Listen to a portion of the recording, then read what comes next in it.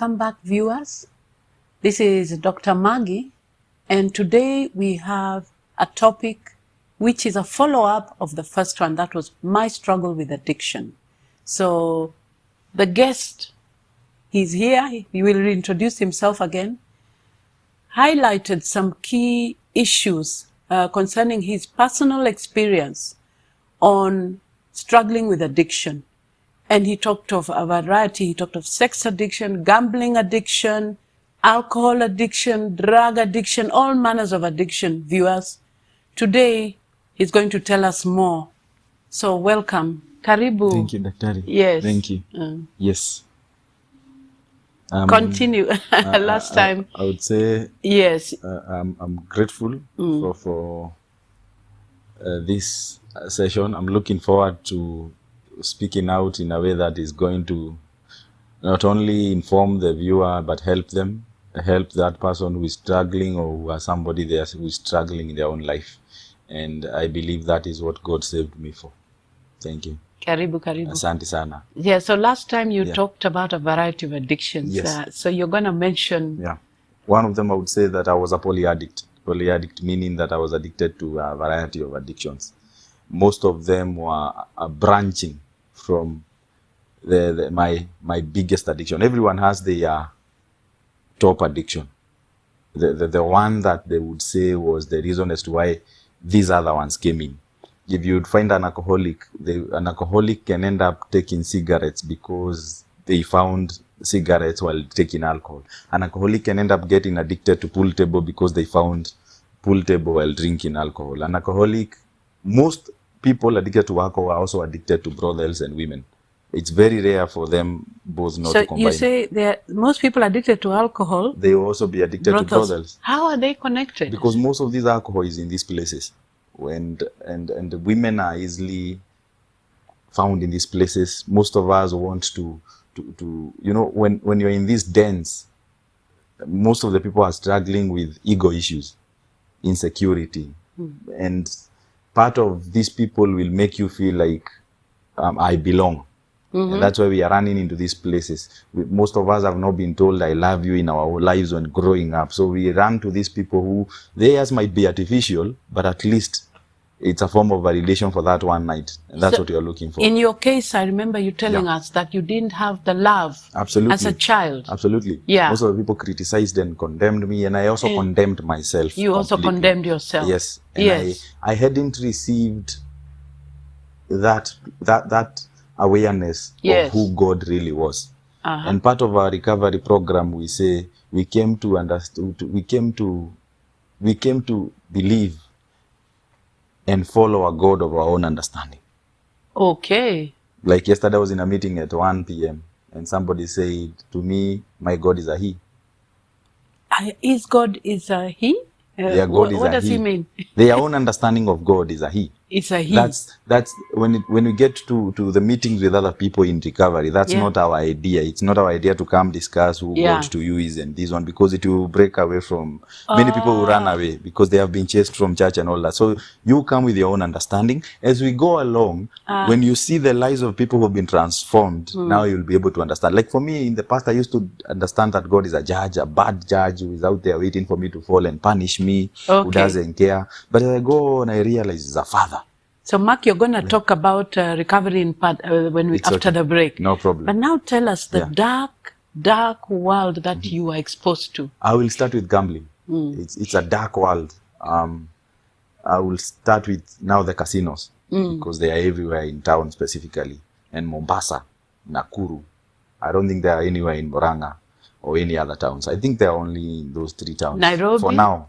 Nairobi, Mombasa, Nakuru. Yes, but it's not something that I'm 100% sure of. But those are the places I know I saw them. Okay. In Mombasa, Nairobi, there are many. Yes. The whole of Nairobi, and now Nakuru.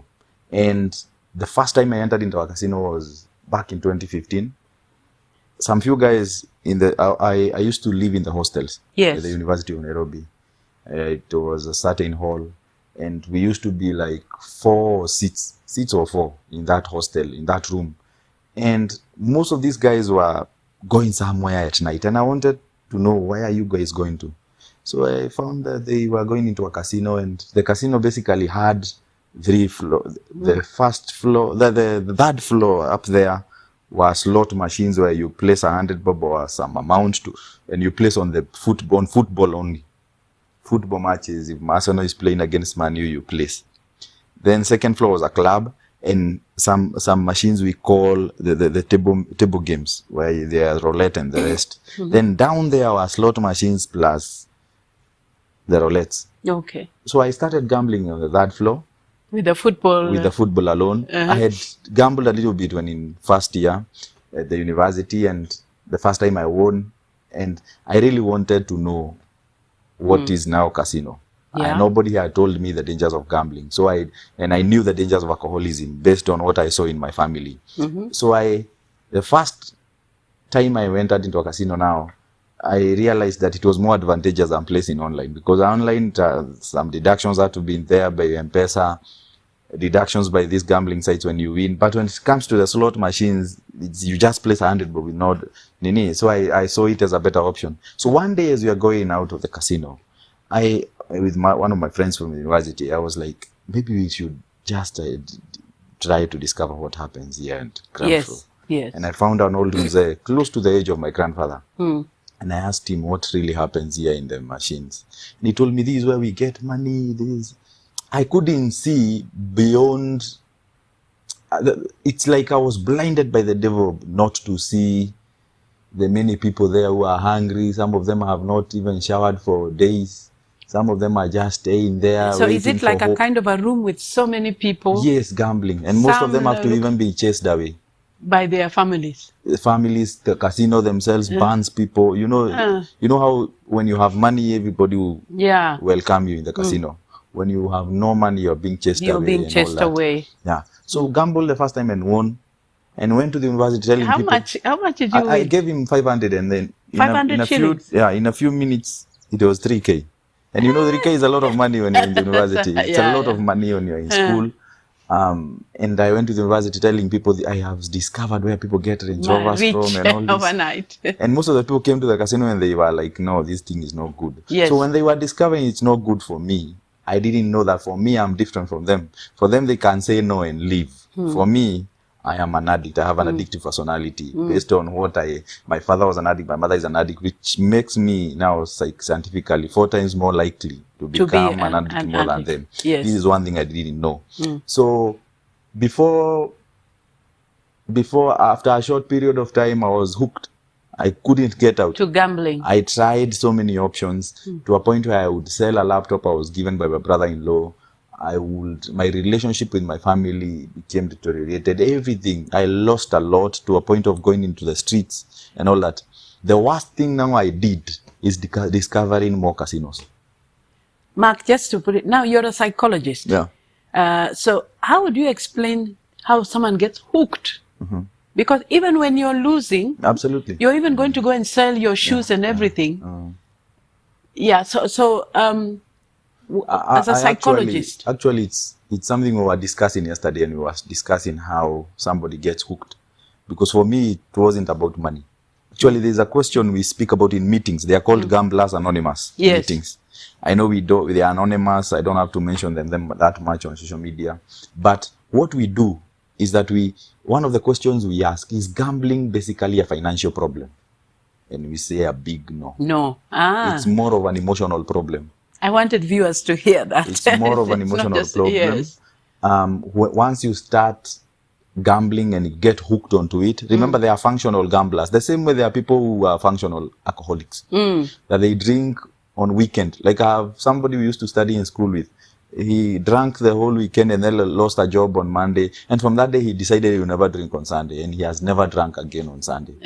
It's different from anybody else from me. And that's why we need to discover when we are addicts. And if you have gone to rehab and all that, you have to know that I'm different from others.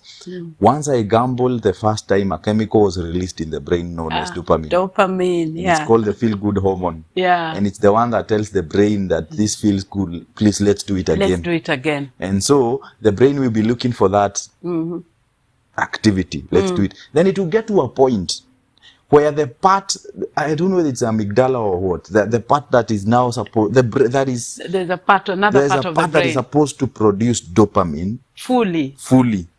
It will get to a point where it will start now relying on the gambling to produce dopamine. It kind of goes to sleep. And once it sleeps, now even when you're losing, the brain expects, because it gets to a point where now the production of dopamine is low. Yeah. Now you have to gamble more. You have to stay there more because you have to, you see? So, and the brain now gets affected and you become dysregulated, such that now you can get to a place where I will steal, I will be out of jail, and out of jail, the first thing I'm thinking of is gambling. I will lose my wife. I will lose my family. And the first thing I'm thinking, it's because my brain is dysregulated. That's why it's classified by the American Psychology Association that it is a disease. Gambling is a disease because when the dopamine is low, you feel bad, you're suicidal, you feel restless, you have to go and do something to get more dopamine. Absolutely. And when you are stressed, when you have emotional problems, there are people when they stay on that roulette is one of the games in gambling.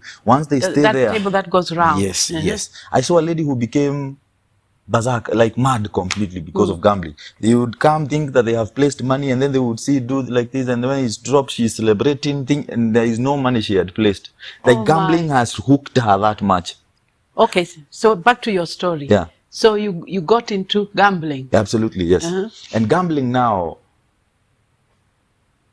led me to a place where now I went one day to the manager in that one casino I used to go to and asked him, I have heard stories now here about what this thing does to people, and I blame the person who introduced me to this thing, that old Mzee, because I know myself, if they had told me the things that happened in the casino, I would never have gotten into this thing. And unluckily, the devil gave me that win, which, the gambling is different from this other addiction because you are motivated by something. It's not like alcohol or nothing. It's only the high. Gambling is motivating because you think you're going to win and all that.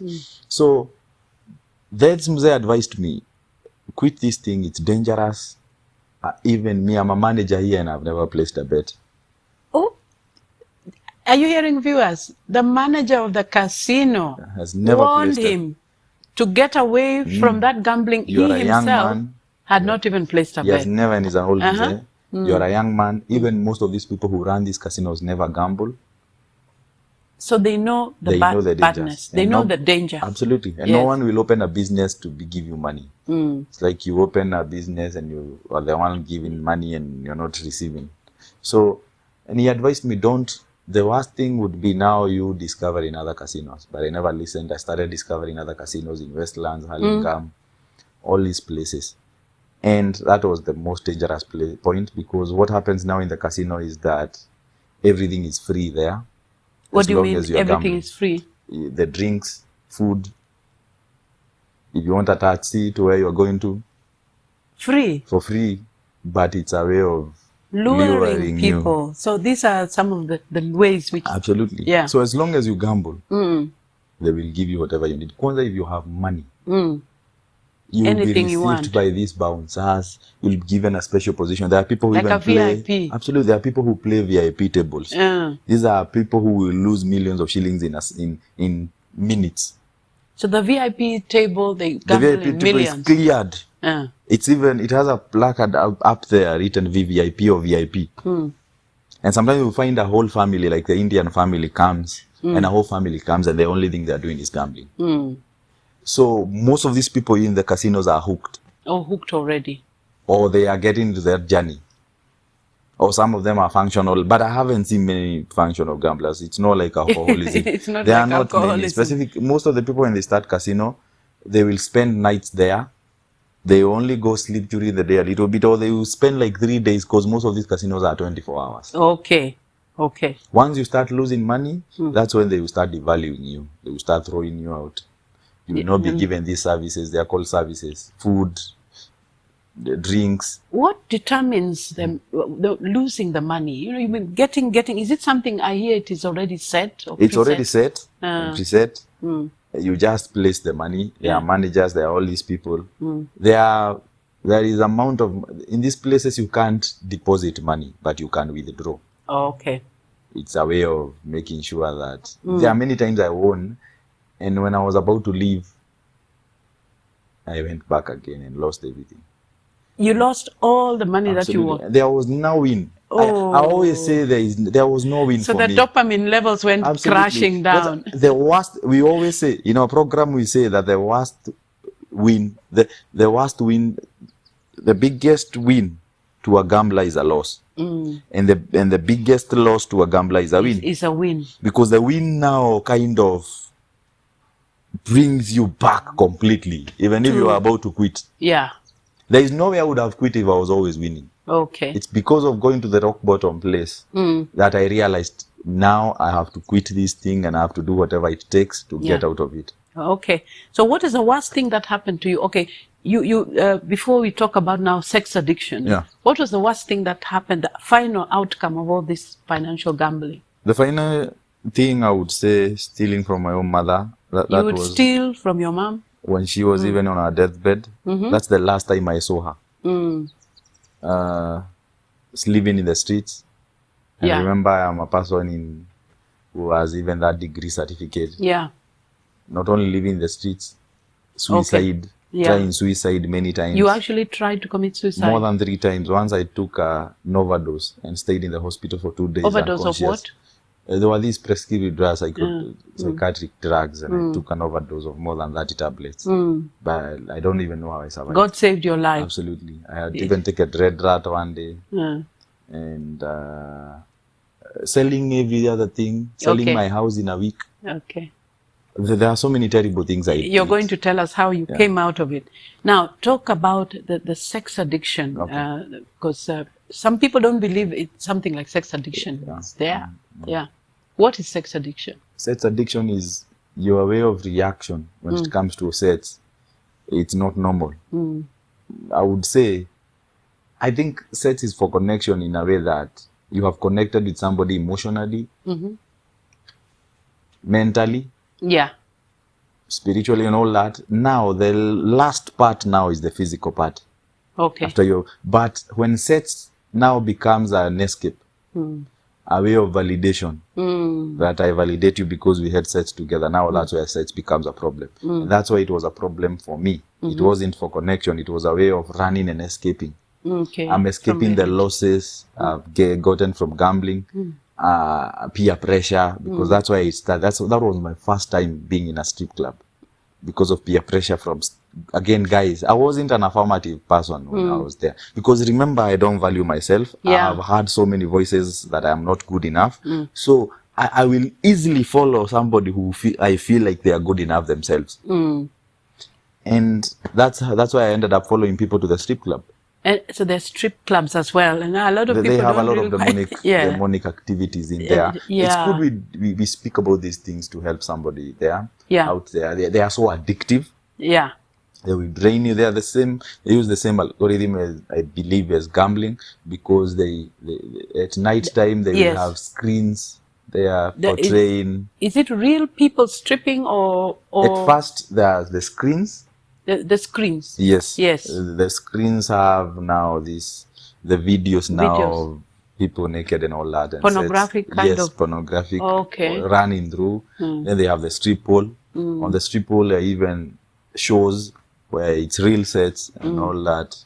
And these women will strip naked when they are naked, and you pay them and all that. And it's also about dopamine. And excitement that is created, some novelty when you see these lights and all that.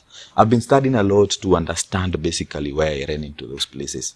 It's very important, because there are many people out there who are at risk of falling trapped. Absolutely. And it's the same theory with the brothels. So are the brothels working together with the strip clubs, so that not in a big when way. You come from there, you not in a big way, but most of these people in the strip clubs, they are also practicing whatever happens in the brothels. Okay. So, and you will find men who stay there for days. Most of these women are thieves. They will put something on your drink. In your drink, they lace your drink. Absolutely. And you will only find yourself having like lost everything, like a zombie. You know, And there are women who have lost Nini with themselves, men the same way. And most of the men you'll find in these places because they don't value themselves. Number two, there is that validation they are looking for. Yes. That I love you, that you never heard from anybody else. Which these brothel women will give. Will give you artificially for one night. Yes, yes. So viewers, there's quite a bit we are learning from our speaker. So now I think we're just going to have a short break. Okay. We're going to have a short break, and then you're going to tell us more of that. It's okay. And how you came out of it. Okay. These vices, they are out there. And then what is the role of the enemy? That is Satan, the devil. Absolutely. Yeah. That's the best part. Okay, so see you.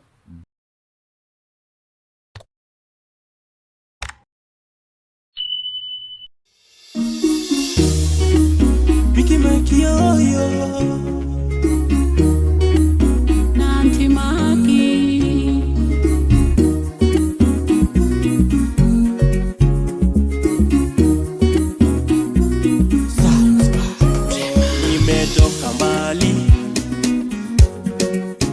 lakini kwa imani, God is good, ameniwezesha kwani maadui amenyamazisha. God is good, ameniwezesha kwani maadui amenyamazisha. Ina masepedo chakora kwenye vita amenilinda, anatumisha ushindi wangu katikati ya maadui endo ngao yangu. Welcome back, viewers. Our speaker was talking about the various addictions he was going through, and he was giving his personal experience. Continue where we left. So I would say the strip clubs and the brothels, they are not a place. Nobody starts out anything. That's a discussion we had somewhere yesterday, that nobody. I asked these people, and I also asked myself, the first day I went into a strip club, did I go there because I wanted to get addicted and lose money and become the worst version of myself? Everybody is looking for something the first time they do it. I was looking for connection. I was looking for an escape. I was looking for a place where I would feel like I am seen. And just because of that one day, it ended up now becoming an addiction. So we shouldn't do these things because we are trying to experiment. Because most of us when we are young, we want to experiment, we are curious. And then because of curiosity, we are told that curiosity killed the cat. Killed the cat. So in the end, the cat now being killed is true. Because addiction is a killer. Even the word of God, I believe it says that the devil comes to steal, kill and destroy. So part of it is that it kills. Number two, if the devil cannot kill you, he will make sure that it distracts you and destroys everything that he feels like will help and empower you to become that man that God has called you for. But we will talk about that later, that the word of God says that nothing can separate us from his love. And once you start discovering this, you start realizing that nothing from your past and from all that can destroy you from what God has called you for, as long as you are going to give him yourself for the sanctification and for the cleansing and purification. So these things ended up becoming a place where whenever I have stress, whenever I'm looking for connection, I will run immediately to them. Yeah. And in that night when nobody can do these things when high. When not high. So you will do them when high.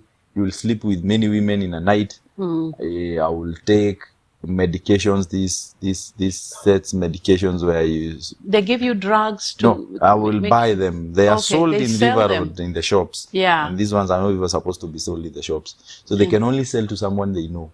So that you just take them and you don't get tired, you can have as many rounds that as documentary was there on Citizen TV the other day. Okay. Of how people have died because of these Viagras and because they actually have effect on the heart. You can get a heart attack. Yes. And they were saying how if you have those heart conditions and then you take it, finishes you. It finishes you. One night I remember I took it with energy drink. The way I felt, I've never felt like that any other time. Okay. But you see, when you start doing these things, even if you want to quit, you are unable. You are unable. And you will keep saying that this is the last time I'm doing this.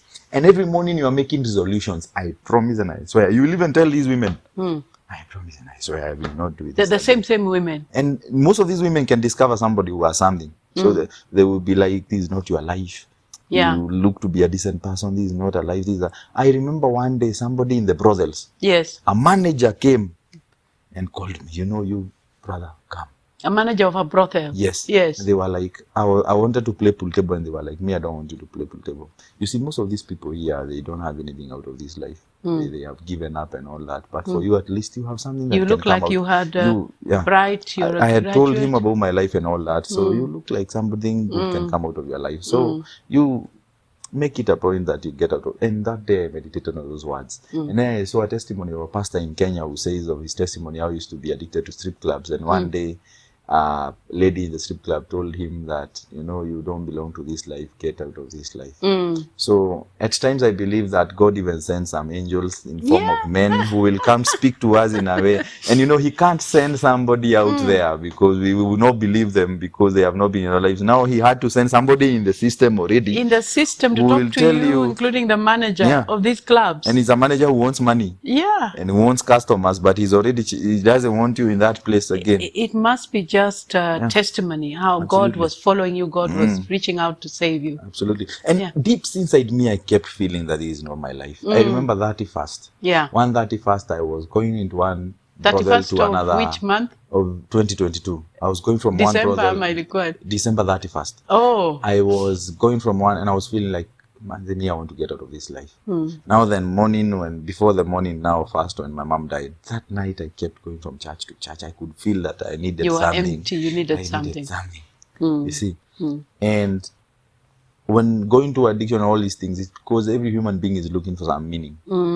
And I will completely, I can confidently say, because I don't think you have to be fully, at times we feel like I'm not the right one to speak about Jesus and all that. But I think there is this demon-possessed man that was healed who had 3,000 legions. The one in the island. With the legions, not 3,000. And legions it's a lot. It's a legion lot. Is yes, it's combining 2,000 to 3,000 members of that army and all, etc.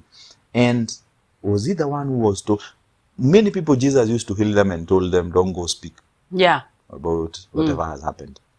I believe it's because many people would misunderstand Jesus. Maybe they would think that his biggest aim was to come heal people, not know that he came for to introduce the eternal life and to die for our sins, for the kingdom specifically. But when it came to the demon-possessed man, he told him, go speak about what you have just witnessed. Because he knew with the demon-possessed man, with the things that he has gone through, and the way people saw him, how he used to cut off chains and all that, this one can be a good marketer for the kingdom if he goes speaking it out. And he has marketed. He has marketed the kingdom. Absolutely. Yes. So I believe... Up to now. Yeah. So I believe I will speak about him because... many other nights, and I cry to him even now, have mercy on me, like the blind Bartimaeus, like have mercy on me because I have nowhere else where I can run to that I will get that full satisfaction. Okay. So strip clubs will not give you that full satisfaction. At night you will think you're okay and all that. Even Mera will lie to you that everything is okay. It's okay. When you start chewing it, you will be like, and that's what most young people, that naive person who has not done it, they will look for that good part. Yes. But addiction is now temporary pleasure, permanent pain. Yes. Which if I take Mera today, it might give me that feeling. But tomorrow morning, regrets. My purpose will be gone. My relationship with God will be like, it's like you crash. I will crash. You crash. So you're long happy, term, just temporary, but you crash. Yes. And your life is absolutely permanently. Yeah. For the future long term, it's messed up. It's messed up. But my eyes, we are myopic people. Addicts are myopic. We don't see far. We are looking for the temporary escape. Now, as we go towards ending this session, which is so interesting. Thank you. What is the biggest factor that pulled you out of all these strong addictions, gambling, sex, Mera, alcohol, name it? What is the strongest factor for viewers out there? Initially, when when I started now living with my father, we couldn't face each other and all that. And then we started building a relationship, and I started discovering my father wasn't who I was told. And that contributed to a big part of me, being told about my father and all that. And even during the healing process, it has taken a lot of time to stay and understand my father and live together well. But I started having an awakening. I started watching, there's this lady called Sarah Jakes, the daughter to T.D. Jakes. T.D. Jakes, yes. And I watched her speaking about her testimony and how she got pregnant when she was a teenager, and her dad welcomed her back home, and now the way she's married to a great man and all that. And then she started saying that you don't know what God is making when you're aching. And then some voice kept telling me that it's not over.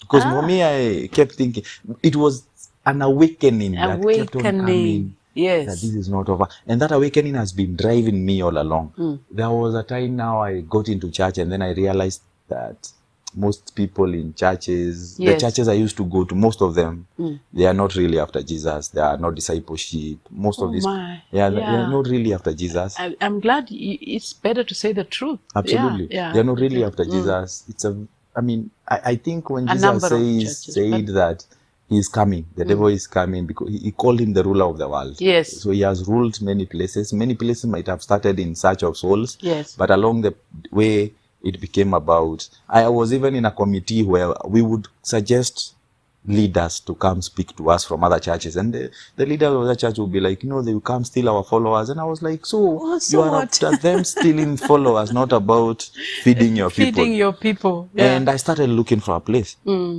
Because I knew there is more to Jesus than what I can see. You found a place? I used to go from Murang'a to Nakuru for Kesha, looking for a place where I can settle. And I found one great man of God there at Kenol called Bishop John C.W. And his way of John C.W. John C.W. His way of talking about Jesus and preaching about him was really powerful. It was really powerful, and the way, and one of the things he keeps saying that deliverance, the biggest form of deliverance is Satan out and God in.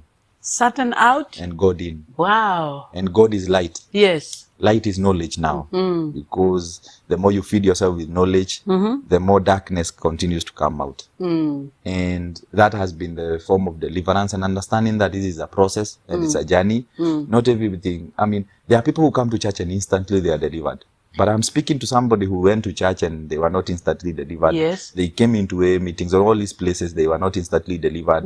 The idea is you have to continue going back. You have to keep going up. Absolutely. So you're saying it's a journey. It's a journey. And again, it's a journey. Yeah. If you are out there and you have given up on God because you tried, then and you left God, that means that you have proved that there is another power that is bigger than God. Me, I tell God simply, and I will tell him even now on this show, that God, me, I'm not running away from you. Yes. If I am going to run away from you, it's when you give me a better option than you. You see, it's like when you are at Murang'a General Hospital, and your case, it becomes like they send you to Kenyatta Hospital because they don't have the services to heal you. Then Kenyatta will be like, no, you have to go to India. So when it comes to God, he's the India. He's that place where it's the ultimate. Now there is no taking you to Kenyatta, taking you to India. So if you leave God, it has shown that you have another Kenyatta, you have another India out there. So there's a question here that I'm bringing to you.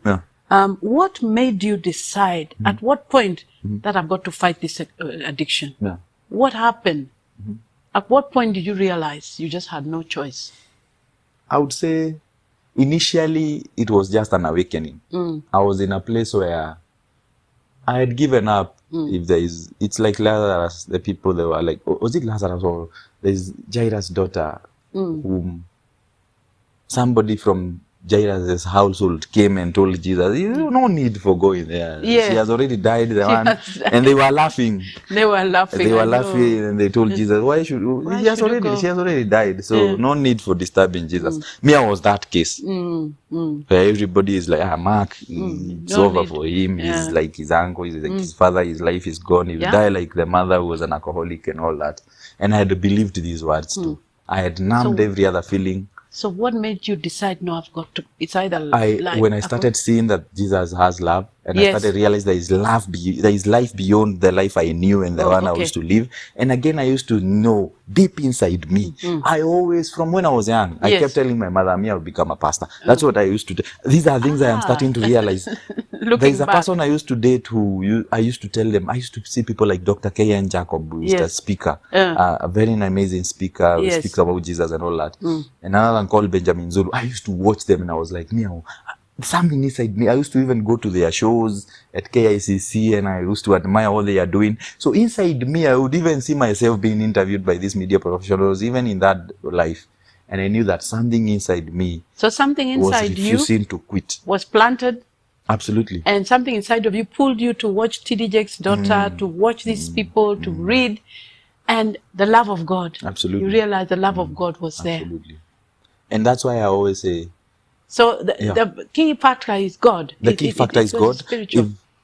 At first, I was saying no to therapy and medicine, but I realized these are platforms that God has uses. brought in, has used Yeah. to, but, and they have to work together. Yeah. You can't say that, for example, I will go to therapy and I will never pray.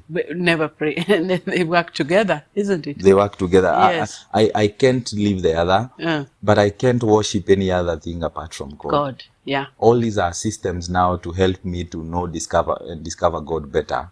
But there is no way I will run to one and leave God out of the picture. So through God, you're able to access spiritual Absolutely. therapy, medicines, And when healthy you pray, lifestyle, yeah. everything. Yes, and when you pray, there is a kind of strength that God gives you. You know, even when you're going through tough situations, even when you're going through nobody believing in you, there's a kind of a peace, strength that God gives you that you will not get it to any other Anywhere program. else. Yeah.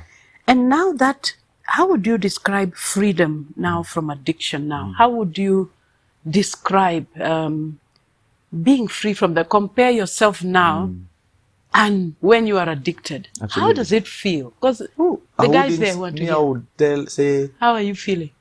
Recovery is not about going back to who you are. It's about discovering a person you have never known. Yes. And that's why I would say that for us recovering addicts, we are lucky people because we are discovering a version of us we have never been. And most of the people you meet who are humble, whose egos have been stripped away, these are people who have gone through tough situations. They have taken their identity away from material things, away from Jesus. They have now put it to Jesus.